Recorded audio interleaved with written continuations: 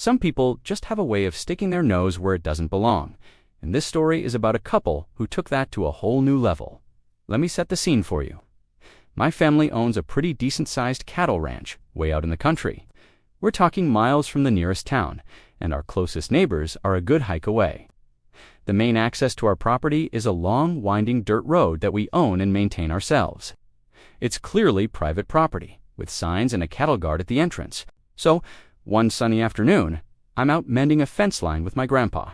He's the kind of guy who's seen it all and has a story for every occasion.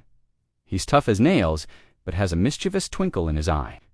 As we're working, we hear an engine humming, which is unusual. We look up and see a shiny, brand-new Jeep Wrangler cruising up our private road like it's a public highway. We just kind of looked at each other, shrugged, and figured it was someone who took a wrong turn. It happens. The Jeep pulls up, and a man and a woman get out.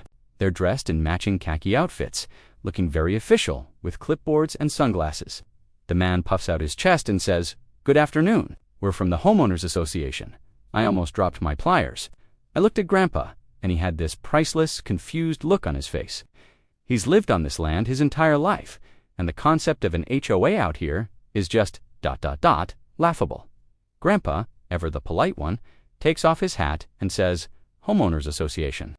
"Ma'am, sir, I think you're a bit lost. There's no HOA out here. This is a private ranch." The woman flips through some papers on her clipboard.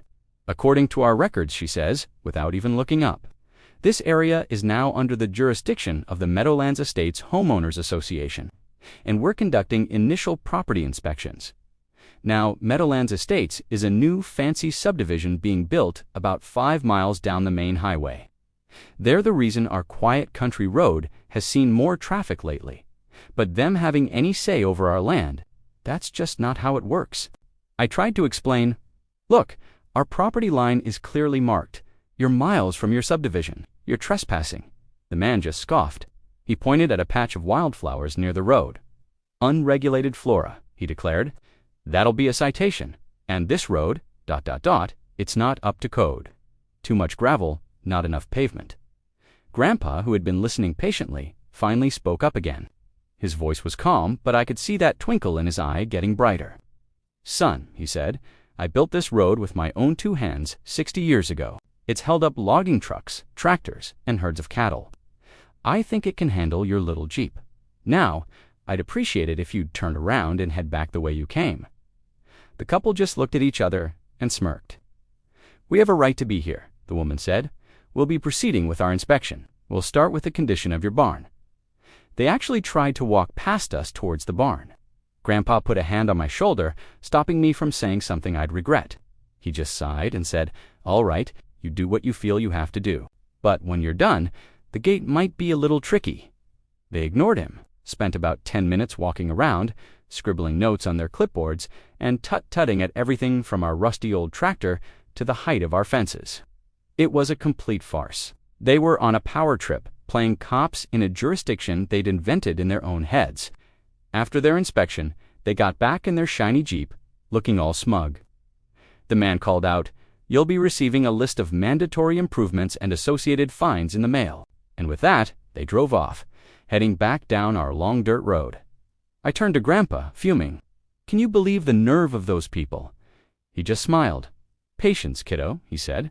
"Some folks just have to learn things the hard way. Let's go check on that gate now. Our road has a few quirky features. One of them is a section that passes through a low-lying pasture that can get pretty muddy after a good rain.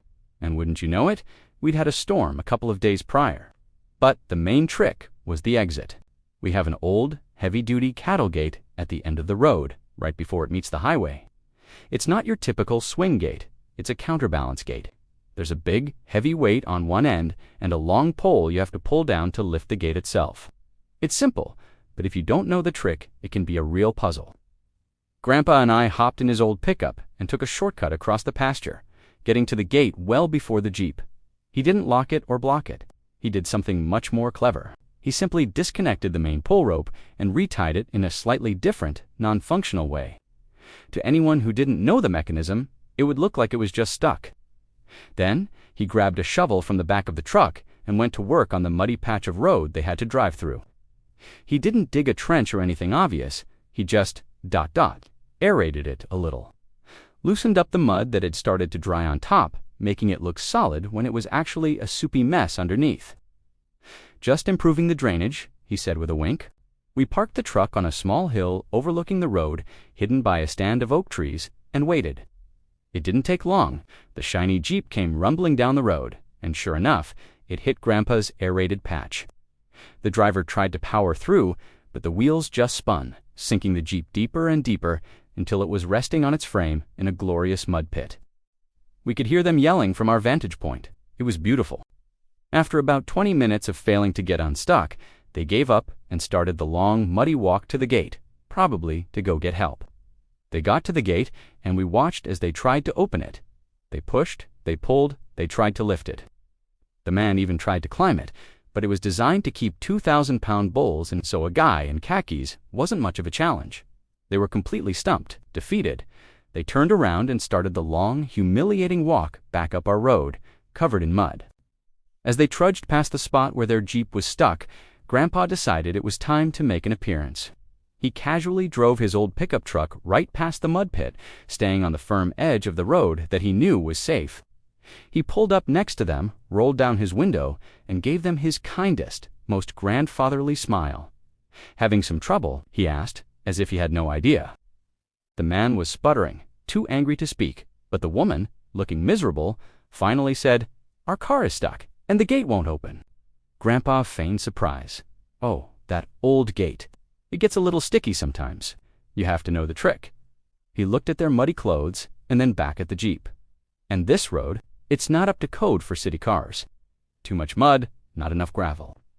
You'll be receiving a bill for the tow and the road repairs, of course." He let that sink in for a moment before continuing. "You know, this is private property. If you had just been polite and left when I first asked, you'd be home by now, clean and dry. But you had to play pretend.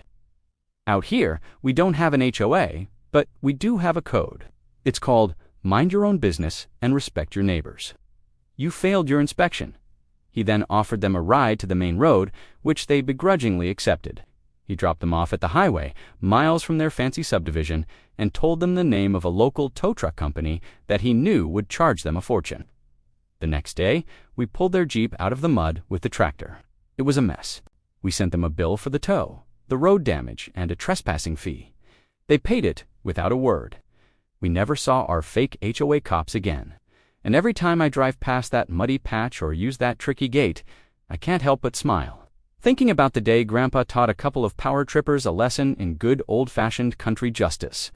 Thanks for tuning in to our story today. It just goes to show you that sometimes the best solutions are the simplest ones. If you enjoyed this little slice of ranch life, be sure to hit that like button and subscribe to the channel for more stories.